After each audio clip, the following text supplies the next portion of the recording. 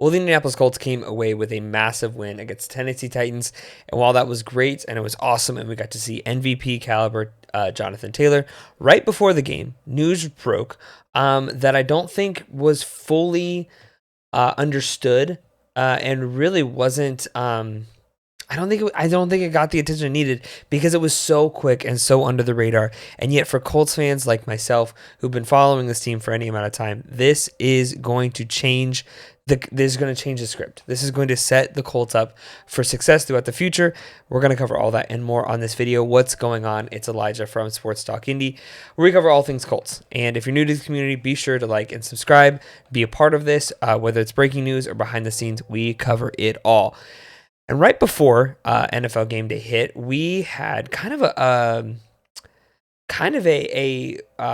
interesting note from Ian Rappaport on the NFL Insiders, where he noted that the Colts are now looking to sign a long-term extension with Daniel Jones at the end of the season. Now, not necessarily.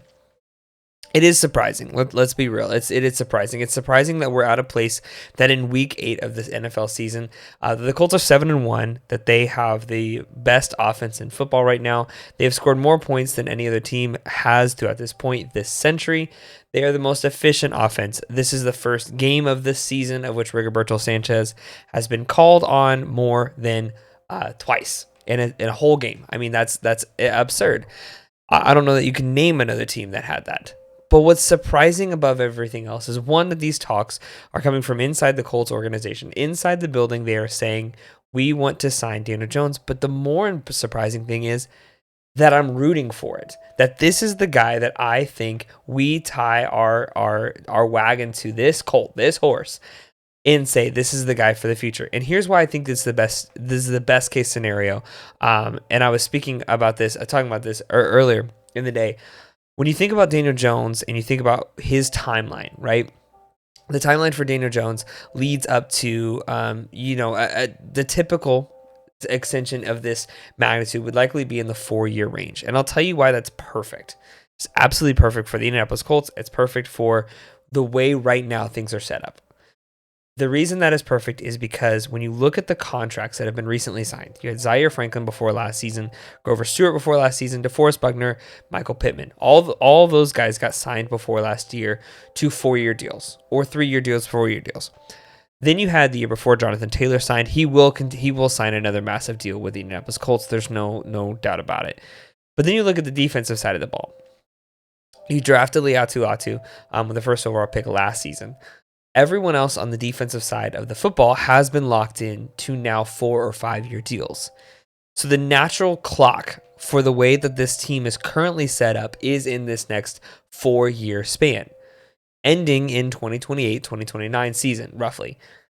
Obviously, there's some that expire before then. But the reason I think this is huge is because if you sign Daniel Jones to, say, a 3 or a 4-year deal, I'm not saying we tie our wagon to this horse for 8 years. We want to see what this is going to look like. But for 4 more years, for 3 more years, if everything starts to take a downward trend, which I don't think it will, I actually think this team is set up for long-term success and can only build on where they currently are. But, devil's advocate, if it did, say, for instance, that it started to fall apart, this is the perfect team, the perfect timeline to be able to get out.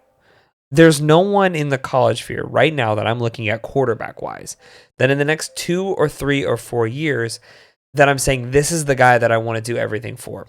And when you've got players of the caliber of Javarius Ward, Jalen Jones back this week, and then you had Cameron Bynum, you have D-Buck, you have Grover Stewart, Leatu Latu, you have that defensive side, but then you go on the offensive side, you have Michael Pittman, Josh Downs. Josh Downs still has 2 more years on his contract.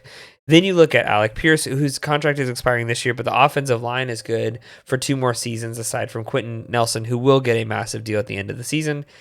And Jonathan Taylor, you just look at the natural scope of this and the timeline of this, it's perfect. Everything is lining up so perfectly right now for this team.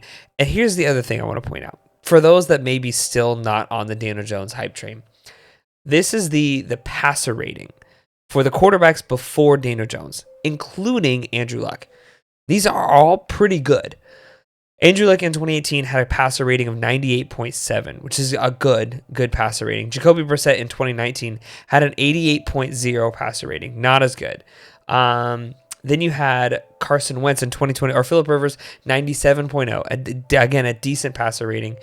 Carson Wentz in 2021, 94.6. And then you combine all other quarterbacks from 22, 23, and 24, and they had an 82 or worse quarterback rating.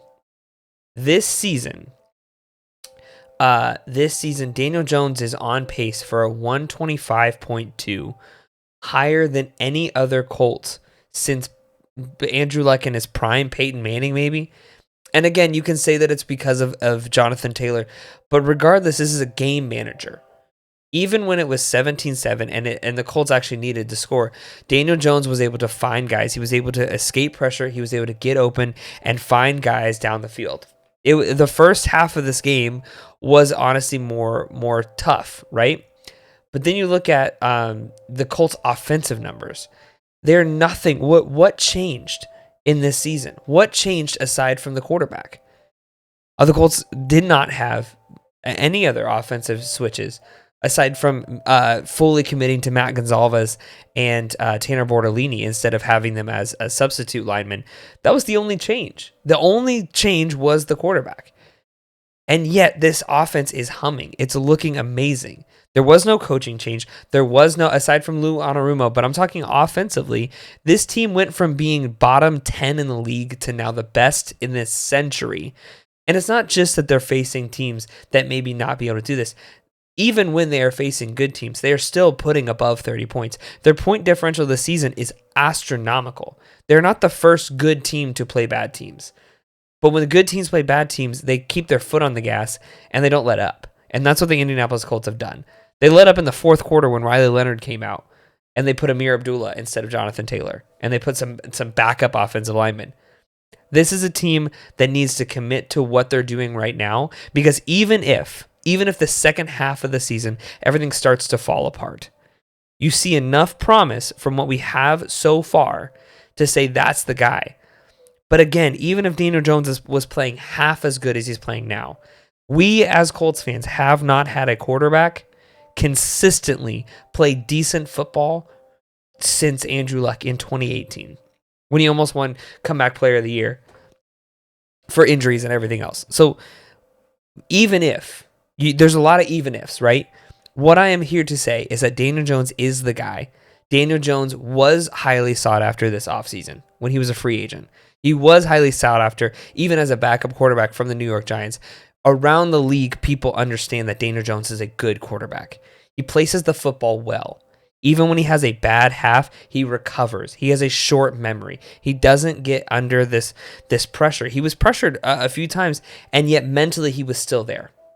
This is the guy that I think the Colts are going to tie their wagon to for a long time, and I think that is the perfect move for this Indianapolis Colts.